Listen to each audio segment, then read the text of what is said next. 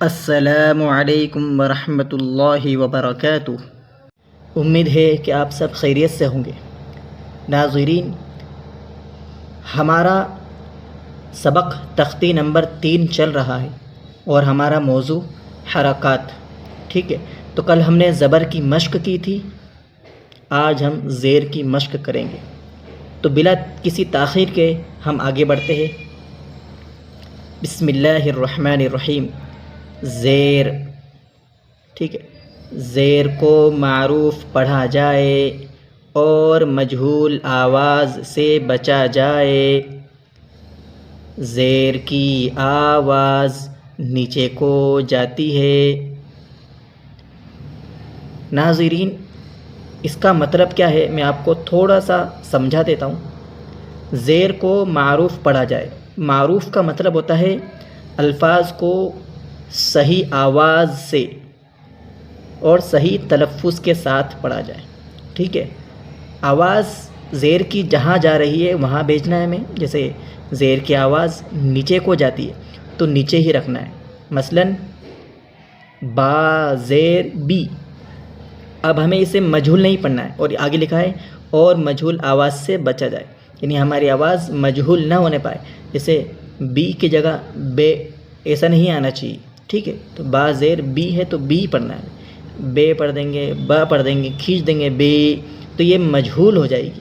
تو مجہول آواز سے بچا جائے، ٹھیک ہے۔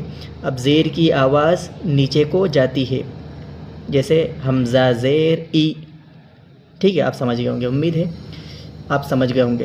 حمزہ زیر ای، با زیر بی، تا زیر تی۔ میرے دوستو، یہاں پر میں جس طریقے سے پڑھ رہا ہوں اس طریقے سے آپ بھی پڑھیے تاکہ آپ کو جلدی دماغ میں بیٹھ جائے، اور میرے الفاظ پر، میرے مخارج پر بھی دھیان رکھنا، میں کون سے حرف کو کس مخرج سے ادا کر رہا ہوں، ٹھیک ہے۔ تا زیر تی، ثا زیر ثی، جیم زیر جی، حا زیر حی، خا زیر خی، دال زیر دی، ذال زیر ذی، را زیر ری، زا زیر زی، سین زیر سی، شین زیر شی، صاد زیر صی، ضاد زیر ضی، طا زیر طی، ظا زیر ظی، عین زیر عی،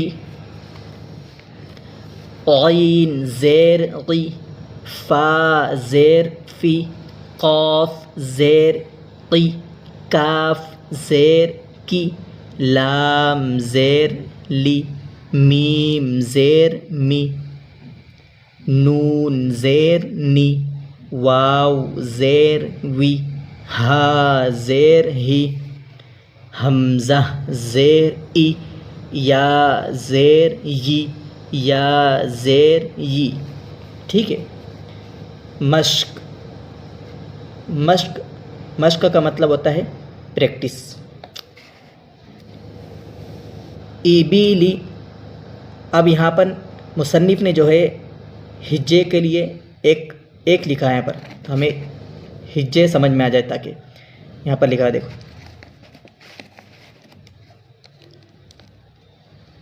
حمزہ زیر ای، یہ حمزہ ہے۔ یہ حمزہ اس لیے ہے کیونکہ میں نے آپ کو پہلے بھی بتایا تھا الف ہمیشہ خالی ہوتا ہے، اور جو الف خالی نہ ہو وہ حمزہ ہے۔ اب یہ الف کیا ہے؟ بھرا ہوا ہے، اس پہ زیر لگ چکا ہے، تو اب یہ حمزہ ہے۔ اب یہ پہ زیر نہیں ہوگا، زبر نہیں ہوگا، پیش نہیں ہوگا، یہ خالی ہوگا، تو یہ کیا ہو جائے گا؟ الف بن جائے گا، تو اب یہ کیا ہے؟ حمزہ ہے، ٹھیک ہے۔ یہاں مصنف نے لکھا ہے حمزہ زیر ای، زیر کو تھوڑا بھی نہ کھینچے، تھوڑا بھی نہیں کھینچنا ہے ہمیں، ذرا سا بھی نہیں کھینچنا ہے، اور مجہول نہ ہونے دے۔ دیکھو مصنف اسے کہتے ہیں جس نے کتاب لکھی ہے، تو مصنف بار بار کہہ رہے ہیں کہ مجہول آواز سے بچے۔ تو میرے دوستو، مجہول آواز سے ہمیں بچنا ہے، ٹھیک ہے، ذرا سی بھی مجہول آواز نہیں ہونا ہے۔ زیر کی آواز نیچے جائے گی اور زیر کو تھوڑا بھی نہیں کھینچنا ہے ہمیں۔ تو حمزہ زیر ای، زیر کو تھوڑا بھی نہ کھینچے اور مجھول بھی نہ ہونے دیں. ٹھیک ہے، با زیر بی، ای بی، لام زیر لی، ای بی لی.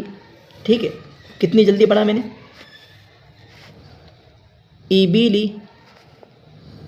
ردیفہ، حمیدہ، شہیدہ، بخیلہ، سخیرہ، رحیمہ، لعیبہ. ٹھیک ہے، اسی طریقے سے ایک ہجے بتا دیا ہے مصنف نے، تو ہمیں سارے ایسی کیسی ہجے کرنا ہے.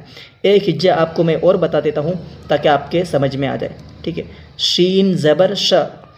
اب ہم نے کل جو حرکت زبر کی حرکت پڑھی تھی، شین کے اوپر زبر ہے تو شین زبر ش، اور زبر کی آواز اوپر اٹھتی ہے تو شین زبر ش. را زیر ری، شری. با زبر ب، شریب. ٹھیک ہے، اسی طریقے سے پورا ہمیں نسیہ تک ہجے کرتے کرتے پڑھنا ہے. ٹھیک ہے، عمیلہ، بریقہ، خطیفہ، جزیع، سقیمہ، غشیہ، نسیہ. ٹھیک ہے ناظرین، کل میں نے زبر کا قاعدہ بتایا تھا کہ شین کے اوپر، جیسے شین کے اوپر زبر ہے تو زبر کا قاعدہ تھا، شین کے اوپر زبر کی حرکت ہے، حرکت کو جلدی پڑھے، تھوڑا بھی نہ کھینچے، زبر کی آواز اوپر کو اٹھتی ہے. ٹھیک ہے، جیسے ش. اب اسی طریقے سے زیر کا قاعدہ ہے، کسی بھی حرف کے نیچے زیر ہے، جیسے یہ را کے نیچے زیر ہے تو زیر کا بھی ایک قاعدہ ہے، تاکہ ہمیں قرآن کریم کے اندر کہیں پر بھی کسی بھی حرف کے نیچے زیر آ جائے تو ہمیں فوراً قاعدہ یاد ہو جائے.